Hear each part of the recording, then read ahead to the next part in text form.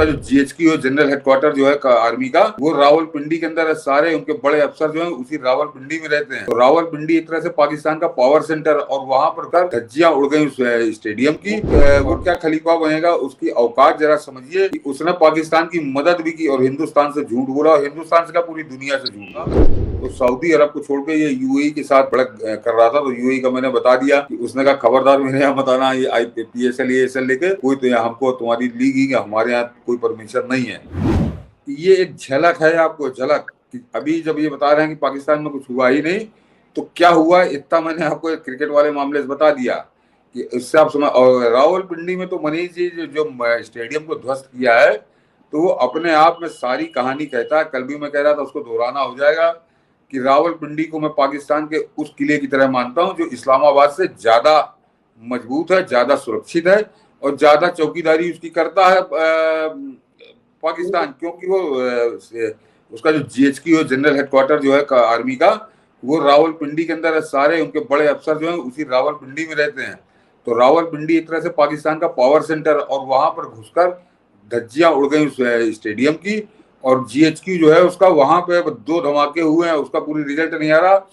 और इसको और एक बात समझिए कि कल जो वहां से कुछ लोग वीडियो भेज रहे थे, जो जनता वहां परेशान थी, तो आज पाकिस्तान ने पूरा अपना बंद कर दिया है सोशल मीडिया।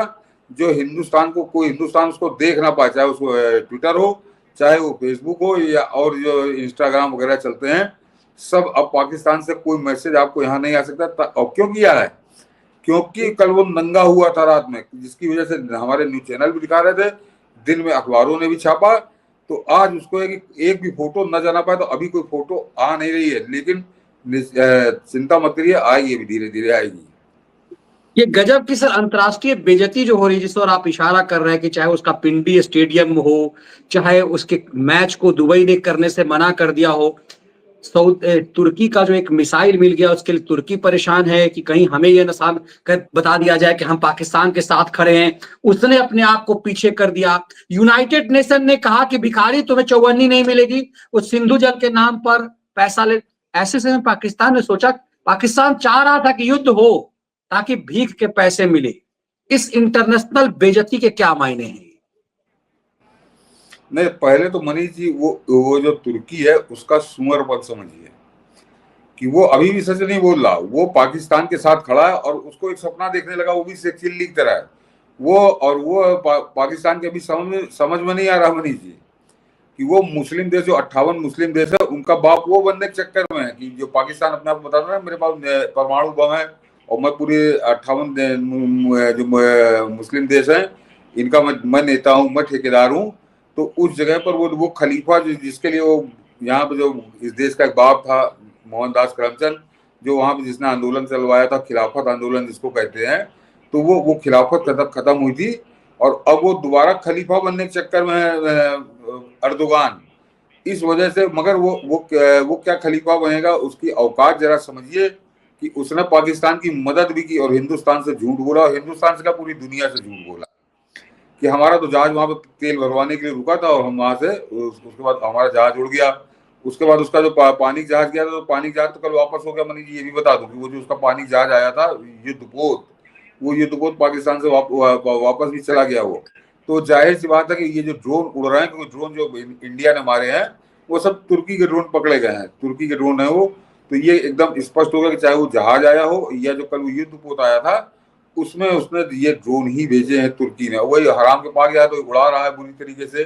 लेकिन ये हराम की कमाई कितने दिन चलेगी? मेरे ख्याल से 1-2 दिन और इसके बाद रहेंगे, उसके बाद ये बंदी हो जाएगा, इसके बाद कुछ बचेगा नहीं।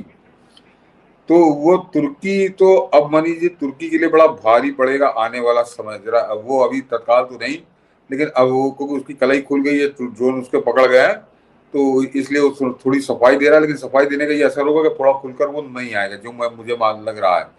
लेकिन वो क्योंकि मुसलमान वाला जो उसने जोड़ा खाया है, वो जोड़ा उसको महंगा पड़ेगा, और वो नंगा हुआ है इस मामले में। और जो मैं इशारा कर रहा था कि ये इस यूनाइटेड नेशन ने इसको भीख देने से मना कर दिया। ये जो सिंधु जल के नाम पर पैसे मांग रहा था, एकदम से अब तो ये पूरा खलिया अकेला हो चुका हुआ है। ऐसी इंटरनेशनल बेइज्जती नहीं नहीं, वो तो मनीष जी आज एक और फैसला होगा ना, क्योंकि आईएमएफ की मीटिंग है। आईएमएफ की 9 तारीख को मीटिंग होनी थी, तो वो जब अमेरिका में शाम को सवेरे 9 बजते हैं, तो हिंदुस्तान में शाम को 6 बजते हैं। तो वो अभी आज ही रात में वो मीटिंग भी होगी, तो उसमें फैसला हो जाएगा।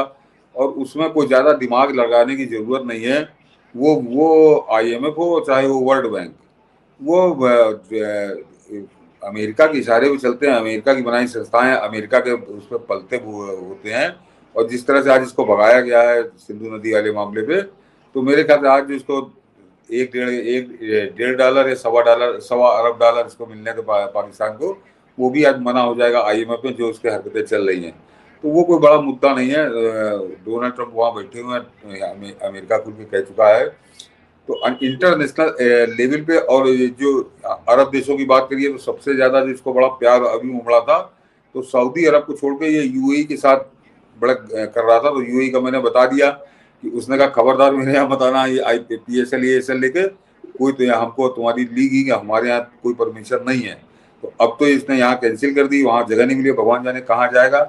तो देखिए पाकिस्तान, मनीष जी, अब मैं फिर कह रहा हूँ कि प्रधानमंत्री मोदी के दिमाग को समझ पाना मतलब असंभव है। वो हम लोग आकलन कर सकते हैं, अनुमान लगा सकते हैं कि उनके दिमाग में चल क्या रहा है। ये धीरे धीरे धीरे धीरे उस जगह पे जा रहा है जहां से वापसी इसकी नहीं होगी, इसकी वापसी नहीं होगी, इसका अंत वहीं पे होगा। और पाकिस्तान का ये अब 2 दिन 4 दिन 5 दिन जितने लगे, पाकिस्तान ये अपने जीवन के आखिरी मोड़ पे आ गया है।